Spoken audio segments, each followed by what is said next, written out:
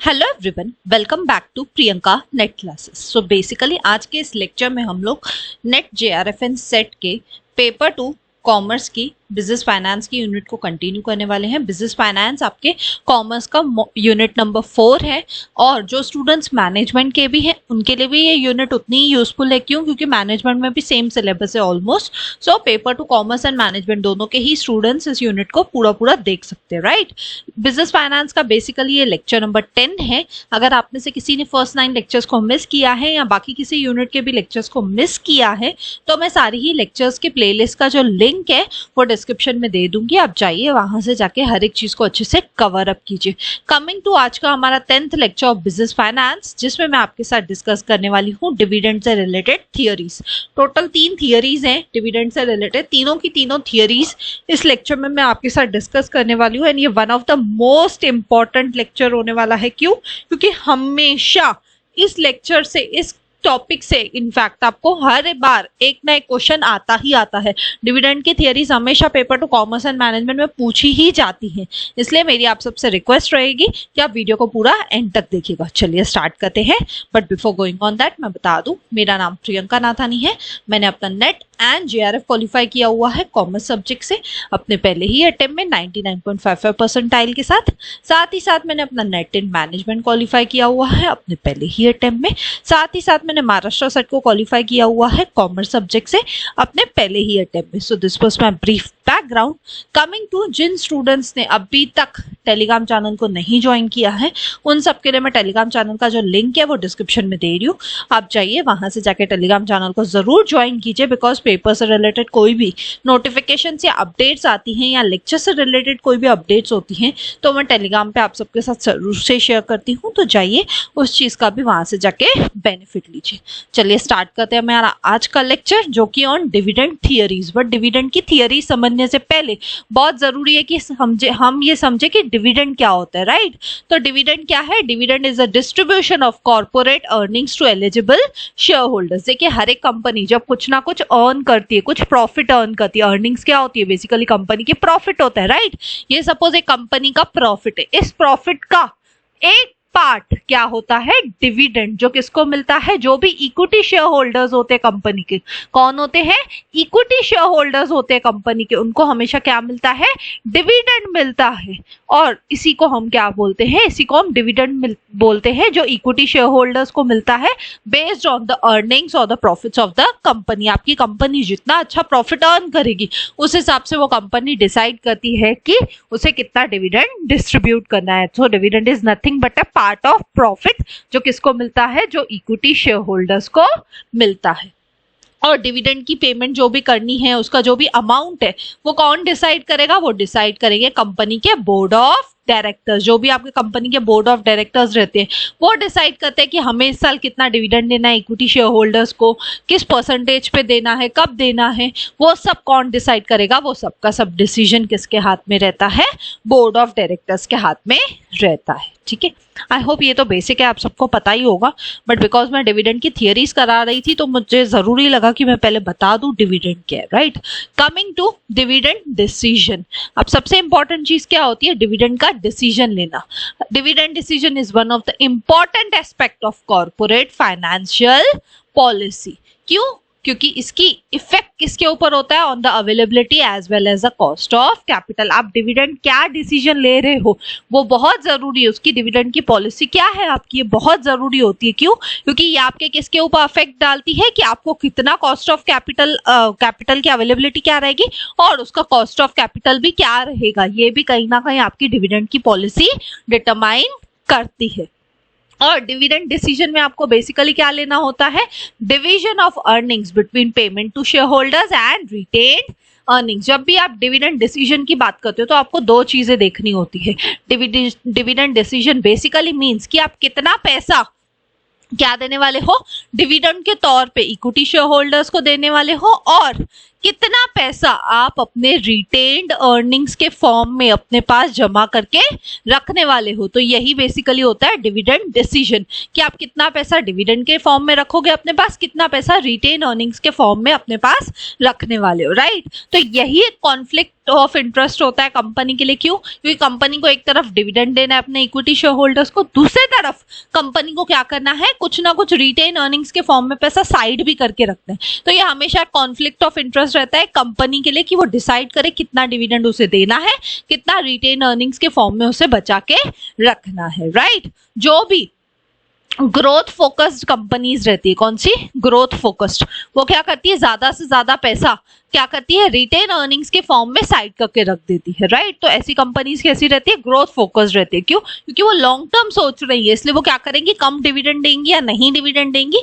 और ज्यादा से ज्यादा पैसा रिटेन अर्निंग्स के फॉर्म में साइड करके रख देगी, राइट। अब रिटेन अर्निंग्स के अगर ये आपको नहीं पता है तो मैंने स्टार्टिंग जो फर्स्ट 3-4 लेक्चर्स लिए थे on the sources of finance, उसमें मैंने डिटेल में डिस्कस किया था, राइट। इसलिए मैं हमेशा आपको बोलती हूँ कि हमेशा लेक्चर्स जब भी आप देखते हो तो लेक्चर वाइज देखिए, पूरी सीरीज देखिए, सो दैट आपको एक पूरी ओवरऑल अंडरस्टैंडिंग आ सके, राइट।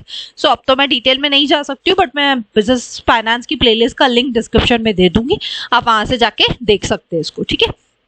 और one of the major decision क्या है, one of the major decision is कि आपको डिविडेंड पॉलिसी कैसे बनानी है, राइट। आपको चूज करना पड़ेगा between distributing the earnings between the share holders and retention of company of such, retention by the company of such earnings. आपको यही तो डिसीजन लेना है कि आप कितना डिविडेंड दोगे, कितना रिटेन अर्निंग्स के फॉर्मेट में रखोगे अपने पास। ये डिसीजन को ही बोलते हैं हम डिविडेंड डिसीजन, और ये डिविडेंड डिसीजन बहुत ही वाइटल, बहुत ही इंपॉर्टेंट रोल प्ले करता है किसी भी कंपनी के फाइनेंशियल पॉलिसी के लिए, right. I hope basic understanding clear है कि डिविडेंड डिसीजन रेलेवेंट क्यों है, राइट। कमिंग टू अब डिविडेंड की थियरीज पे आते हैं। कॉन्फ्लिक्ट ऑफ इंटरेस्ट तो हमेशा से ही रहेगा कि डिविडेंड दे कि रिटेन अर्निंग्स रखे, बट जब अब अगर आप डिविडेंड थियरीज की बात करोगे तो अगेन उसमें भी दो टाइप की थियरीज है।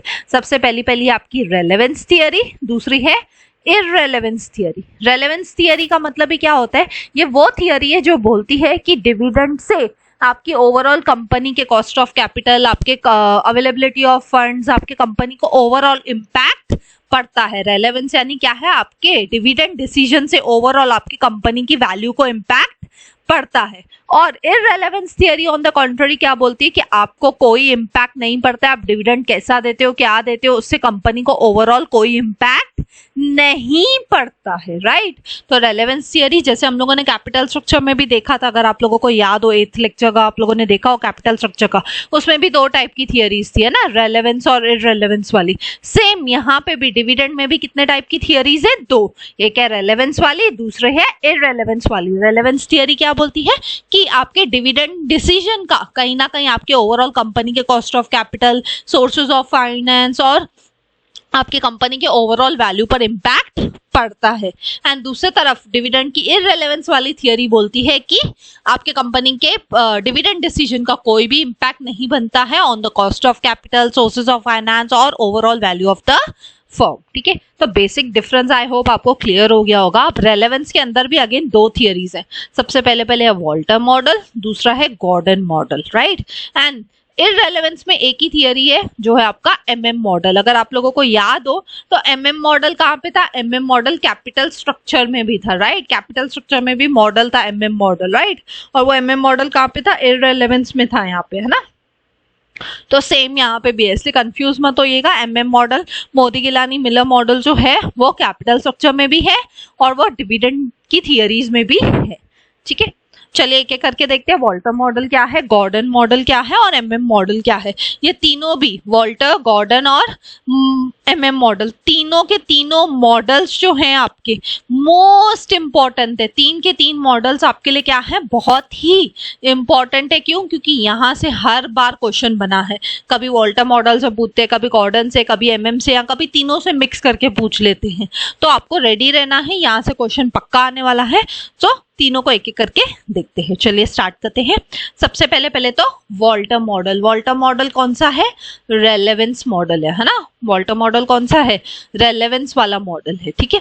अब ये मॉडल किसने डेवलप किया था? जेम्स ई वॉल्टर ने। वॉल्टर मॉडल दिया किसने था? Develop by James E Walter. इसका नाम आपको याद रखना है पर्सन का, क्योंकि इसी पर्सन ने इस मॉडल को दिया है, ठीक है। It shows how dividend can be used to maximise the wealth of equity share holders. ये मॉडल हमें क्या बताता है कि डिविडेंड को यूज करके कैसे आप अपने इक्विटी शेयर होल्डर्स की वैल्यू को, वेल्थ को मैक्सिमाइज कर सकते हो, राइट। हम लोगों ने स्टार्टिंग के कुछ 5th या 6th लेक्चर में देखा था, एक फर्म जो होती है, कंपनी जो होती है, उसके 2 ही ऑब्जेक्टिव्स होते हैं। एक क्या होता है? प्रॉफिट मैक्सिमाइजेशन, और दूसरा क्या होता है? Wealth maximisation, right. उस लेक्चर में 5th या 6th लेक्चर में बिजनेस फाइनेंस के मैंने ये दोनों चीजें समझाई थी, राइट। तो वॉल्टर मॉडल क्या बताता है? ये जो सेकेंड ऑब्जेक्टिव है कंपनी का, वेल्थ मैक्सिमाइजेशन का, ये इसके ऊपर फोकस करता है। He argues that in the long run share prices reflect only the present value of expected dividends. अगर हम लंबे समय की बात करें तो जो भी आपकी कंपनी का शेयर प्राइस है वो क्या दिखाएगा? वो आपने प्रेजेंट में कितना डिविडेंड उनको दिया है, कितना उनकी एक्सपेक्टेशन थी, आपने उनको कितना डिविडेंड एक्सपेक्टेड दिया था, वही आपको फ्यूचर में दिखेगा, right. Retentions influence stock price only through the effect on further dividends. आप कितना रिटेन करते हो, कितना आप उनको डिविडेंड देते हो, वही आपको स्टॉक प्राइसेस में देखने को मिलेगा। आपके शेयर की प्राइस क्या है, वेल्थ क्या है आपके शेयर होल्डर्स की, वो कैसे पता चलेगा? आप कितना पैसा रिटेन करके रख रहे हो in the form of retain earnings, और कितना आप डिविडेंड के रूप में लोगों को दे रहे हो। तो जितना आप डिविडेंड अच्छा दोगे अपने शेयर होल्डर्स को, उतना ही आपके शेयर प्राइसेस, स्टॉक प्राइसेस के ऊपर आपको इफेक्ट देखने मिलेगा, राइट। तभी तो हम बोलते हैं ना कि वॉल्टर मॉडल कौन सा है? वॉल्टर मॉडल आपका रेलेवेंस का मॉडल है। क्यों? क्योंकि आपके शेयर प्राइसेस इंपैक्ट होते हैं based on your dividend decision, right. Volta model indicates the choice of appropriate dividend policy always affects the value of the enterprise. आपकी डिविडेंड पॉलिसी जो है कंपनी की, ठीक है, जो भी जिस टाइप का भी आप डिविडेंड दे रहे हो, वो डिसाइड करेगा कि आपके फर्म की, आपके कंपनी की वैल्यू क्या होने वाली है, राइट। तो ये बोलता है डायरेक्टली रिलेशन है किसके बीच में? आपके डिविडेंड पॉलिसी के बीच में और आपके वैल्यू ऑफ द फर्म के बीच में। आप जितना अच्छा डिविडेंड दोगे उतनी अच्छी आपकी वैल्यू ऑफ द फर्म हो सकती है। आप जितना कम डिविडेंड दोगे उतना ही आपकी वैल्यू ऑफ द फर्म कम हो जाएगी, राइट। तो इसलिए हम बोलते हैं वॉल्टर मॉडल कैसा है? रेलेवेंस मॉडल है। क्यों? क्योंकि ये डिविडेंड पॉलिसी का इंपैक्ट दिखाता है on the value of the firm, ऐसा वॉल्टर का मानना है, ठीक है। आई होप बेसिक मीनिंग की क्लैरिटी आ गई है। वॉल्टर मॉडल है क्या?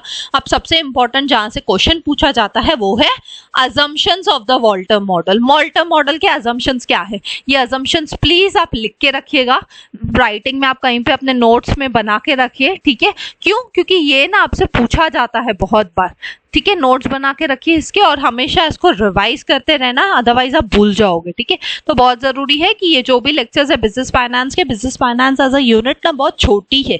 अगर आप इसको अच्छे से हर एक चीज लिख के अपने नोट्स बना के रख लोगे ना, तो आराम से 20-25 पेज में आपके सारे नोट्स भी बन जाएंगे एंड आपका पूरा का पूरा यूनिट भी अच्छे से कवर अप हो जाएगा। सिर्फ कंडीशन क्या है, आप अच्छे से इसको लेक्चर्स को फॉलो करते रहिए एंड मैं गारंटी देती हूँ मैं पूरा यूनिट कवर करूंगी तो आपका अच्छे से यूनिट भी हो जाएगा, प्लस आप रिवाइज करते रहिएगा तो आप कभी भी भूलेंगे भी नहीं, राइट। अब अजम्पशंस क्या है वॉल्टर मॉडल के? सबसे पहले अजम्पशन क्या है? The firm finances entire investments by means of retained earnings. New equity और debenture is not issued to raise funds. क्या बोलता है? फर्म को जो भी फाइनेंसिंग की नीड है वो पूरा का पूरा वो किससे लेगी? वो अपने रिटेन अर्निंग से लेगी। यानी अगर फर्म को पैसा चाहिए तो वो किसको यूज करेगी? वो अपने रिटेन अर्निंग्स को यूज करेगी।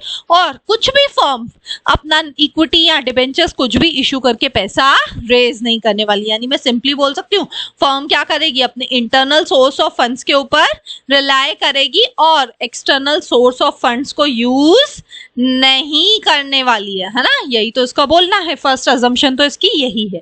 नेक्स्ट अजम्पशन क्या है? जो इंटरनल रेट ऑफ रिटर्न है जिसको आप किससे डिनोट करते हो? स्मॉल आर से।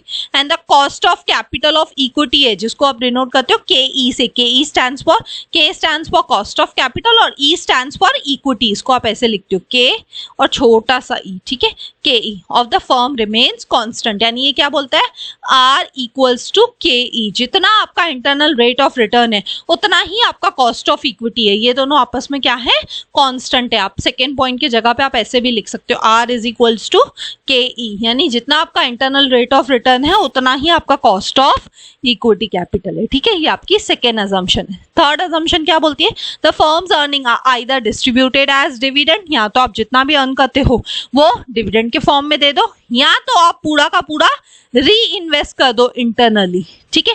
The firm opts for either complete retention of the earnings और complete pay out of the earnings in order to maximise the value. ये सिंपली क्या बोलता है, या तो आप रिटेन अर्निंग्स कर लो पूरा का पूरा, जो भी आप प्रॉफिट अर्न कर रहे हो या तो रिटेन अर्निंग्स कर लो फुल्ली, या तो आप डिविडेंड दे दो पूरा का पूरा, यानी या तो रिटेन अर्निंग्स रहेगा या तो डिविडेंड देना है आपको, दोनों चीज एक साथ नहीं कर सकते और दोनों में से एक चीज आपको करनी है। सपोज कंपनी ने 10 करोड़ का प्रॉफिट अर्न किया तो 10 का 10 करोड़ या तो साइड कर दो रिटेन अर्निंग्स के फॉर्म में, या 10 का 10 करोड़ आप क्या कर दो, डिविडेंड के फॉर्म में डिस्ट्रीब्यूट कर दो, ठीक है, ताकि आपके कंपनी की ओवरऑल वैल्यू बढ़ सके, आपके शेयर होल्डर्स की वेल्थ बढ़ सके, ठीक है।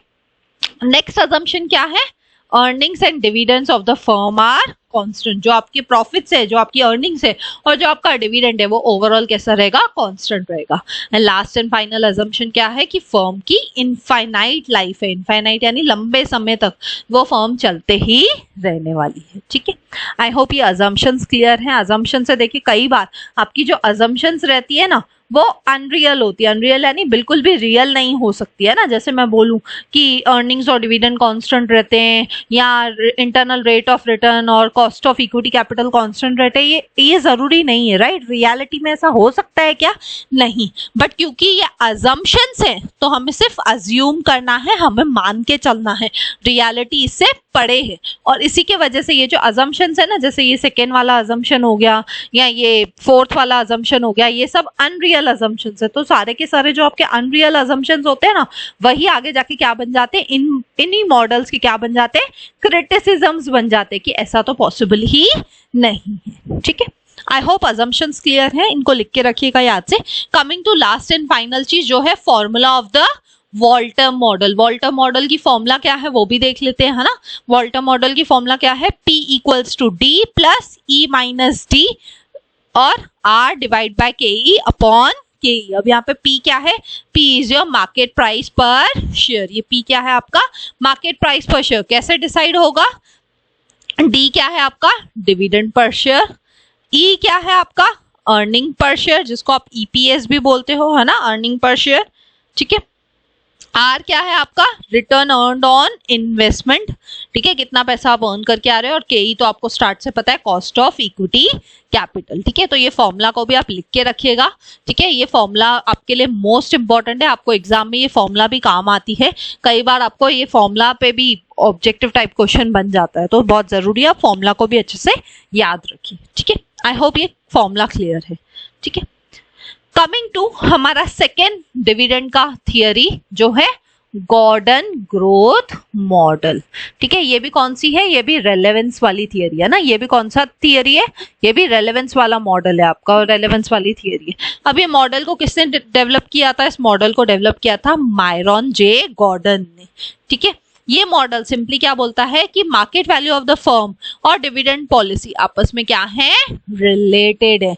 आपकी फर्म की वैल्यू कितनी होगी वो डायरेक्टली या इनडायरेक्टली किससे रिलेटेड है, आपके कंपनी के डिविडेंड पॉलिसी से। तभी तो उसको रेलेवेंस मॉडल बोला गया है कि आपकी डिविडेंड पॉलिसी डिसाइड करेगी आपके कंपनी की वैल्यू क्या होगी। जितना अच्छा आप डिविडेंड देंगे उतना ही आपका डिविडेंड के हिसाब से वैल्यू ऑफ द फर्म आएगा मार्केट में, ठीक है।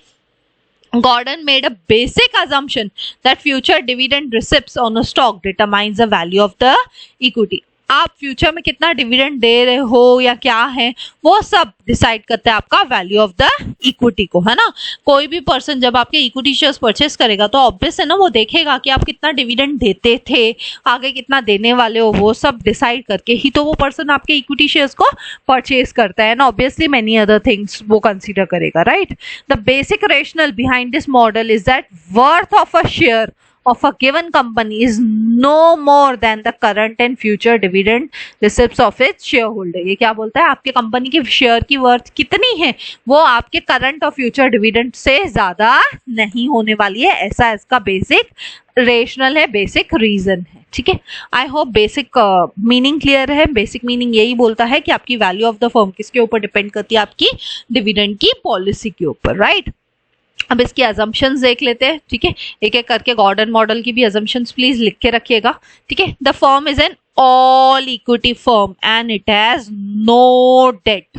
बोलता है फर्म पूरी की पूरी इक्विटी वाली है, डेट कुछ है ही नहीं, कुछ उधार पे पैसा लिया हुआ ही नहीं है। कहीं ना कहीं मैं बोल सकती हूँ ये कैसा है, अनरियलिस्टिक अजम्पशन है ना, ये कैसा है, अनरियल है, और यही आगे जाके इस मॉडल का क्रिटिसिज्म भी बन सकता है, right. No external financing is used and investments are financed exclusively by retain earnings. Again ये भी अनरियल बात हो गई है ना, पैसा कुछ बाहर से लिया ही नहीं, अंदर के पैसे जो आपके इंटरनल पैसे थे उन्हीं को, रिटेन अर्निंग्स को ही आपने यूज किया, तो ये भी कहीं ना कहीं अनरियल है, बट क्योंकि अजम्पशन है तो हमें अज्यूम करना पड़ेगा, तभी ये मॉडल वर्क करेगा, राइट।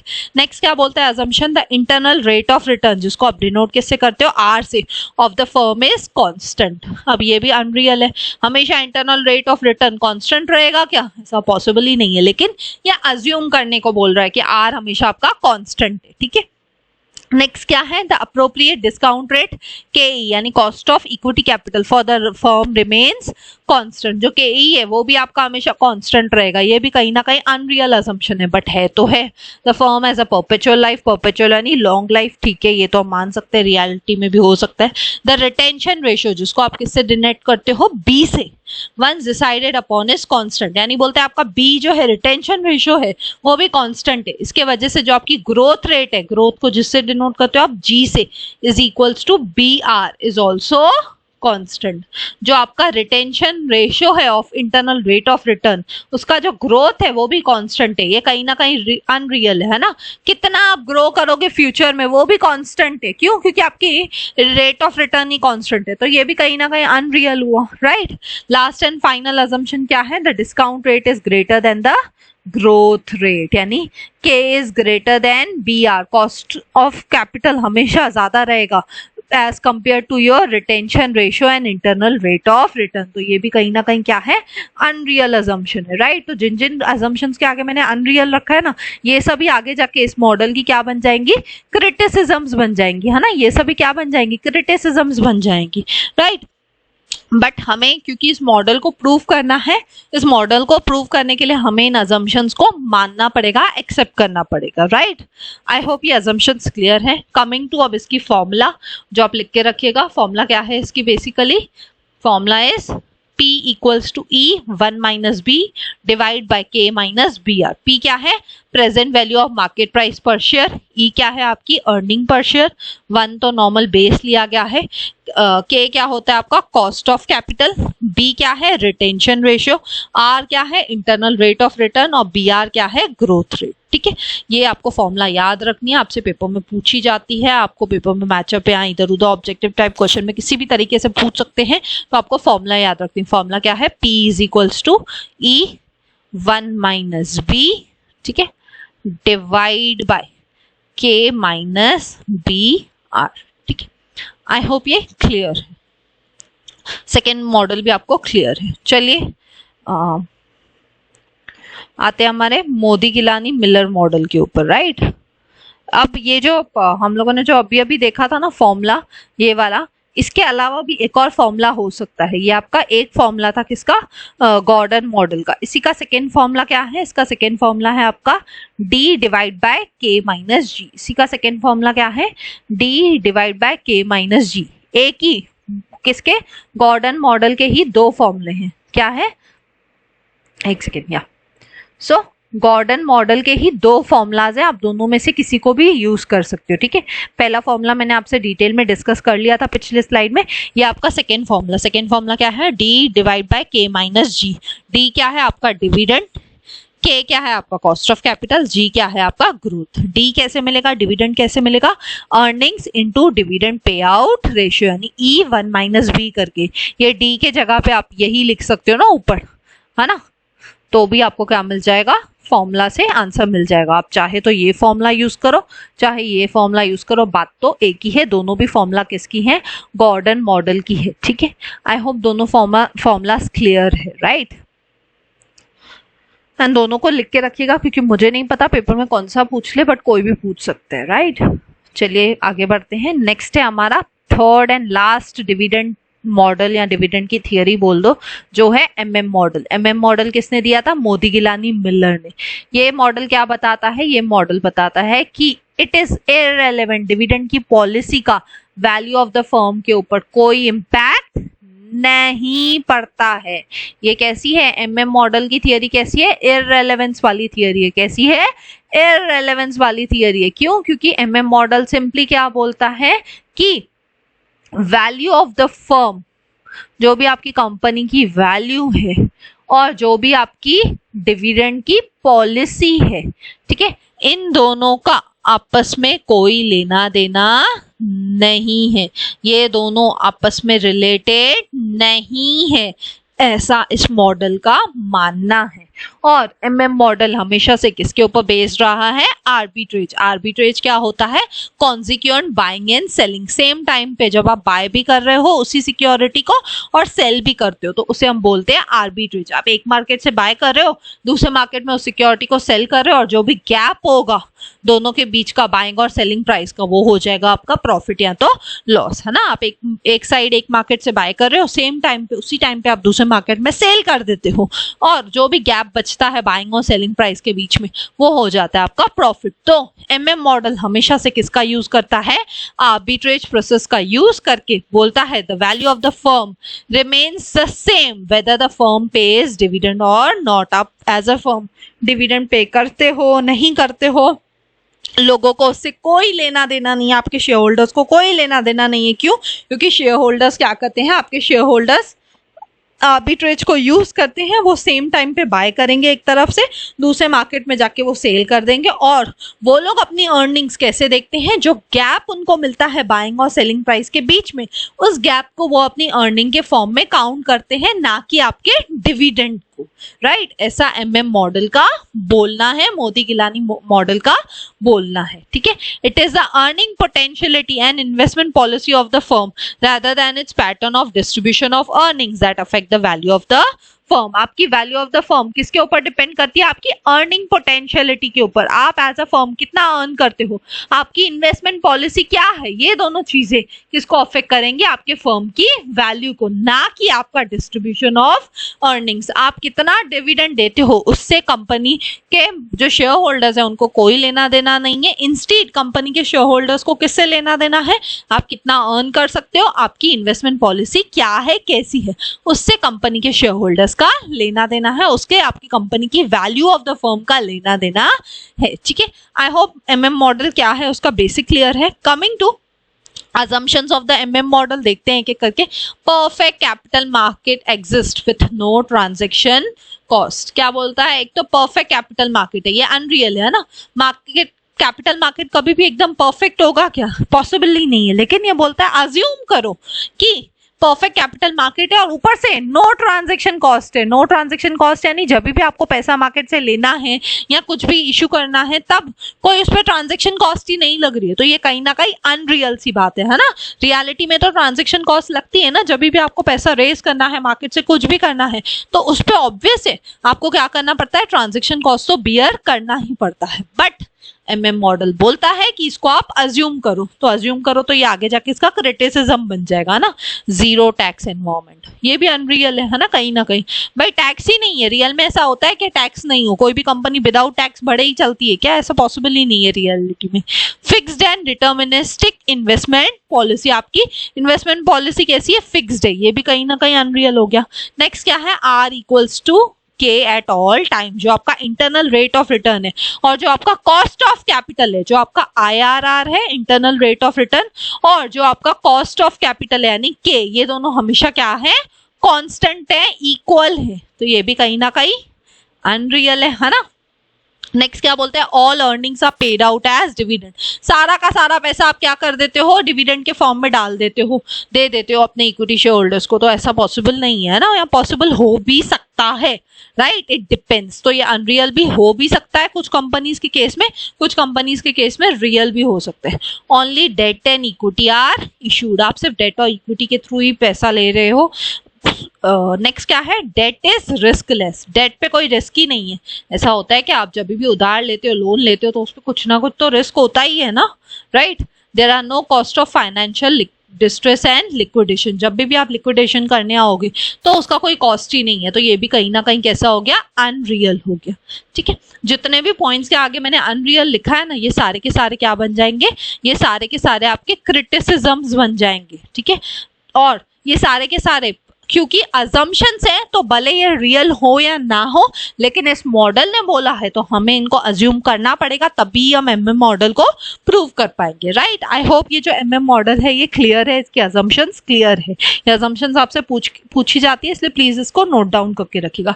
लास्ट एंड फाइनली अब इसकी फॉर्मूला देख लेते हैं, है ना। फॉर्मूला को भी आप लिख के रखिएगा, आपसे पेपर में पूछी जाती है। फॉर्मूला क्या है, P1 is equals to PO into 1 plus KE minus D1। अभी आपको रटनी पड़ेगी, इसमें कोई वो नहीं है कि क्या करना है क्या नहीं करना है, सिर्फ लर्न कर लीजिए। P1 क्या है, ये जो P1 है ये क्या है, market price of the share at the end of a period. 1 हमेशा किसको डिनोट करता है, एंड को, याद रखिएगा। यहाँ जहां पे 1 है ना, वहां पे समझेगा एंड ऑफ द पीरियड है, और जहां पे 0 है ना, वहां पे समझेगा बिगिनिंग ऑफ द पीरियड है, ठीक है। ये चीज आप याद रखिएगा सिर्फ। तो P1 क्या है, market price of the share at the end of the period, और P0 क्या हो जाएगा, market price of the share at the beginning of the period, है ना। 1 किसको डिनोट करता है, एंड को, 0 किसको डिनोट करता है, बिगिनिंग को। KE क्या है आपका, cost of equity capital. D1 क्या है, dividend received at the end of the period, ठीक है। जो भी आपको डिविडेंड मिला at the end of the period, normally आपका 1 ईयर ही आपका पीरियड होगा, और यहाँ पे 1 क्या है, 1 इज बेस, ठीक है। आई होप ये फॉर्मूला क्लियर है। So thank you. I hope आपको डिविडेंड की जो सारी थियोरीज है वो अच्छे से क्लियर है। मैं जानती हूँ ये लेक्चर थोड़ा लंबा हो गया, बट बहुत ज़रूरी था कि मैं तीनों जो आपकी डिविडेंड की थियोरीज हैं वो एक स्ट्रेच में ही कराऊँ, सो दैट आपको अच्छे से क्लैरिटी आ जाए, राइट। सो थैंक यू, मिलते हैं नेक्स्ट वीडियो में। अगर आपको वीडियो अच्छा लगा तो प्लीज लाइक कीजिए, कमेंट करके मुझे जरूर बताइए, ज्यादा से ज्यादा लोगों तक शेयर कीजिए, बिकॉज ज्ञान बांटने से ही बढ़ता है। एंड सब्सक्राइब कीजिए अगर आप न्यू है तो। मिलते हैं नेक्स्ट वीडियो में, till then bye bye, take care.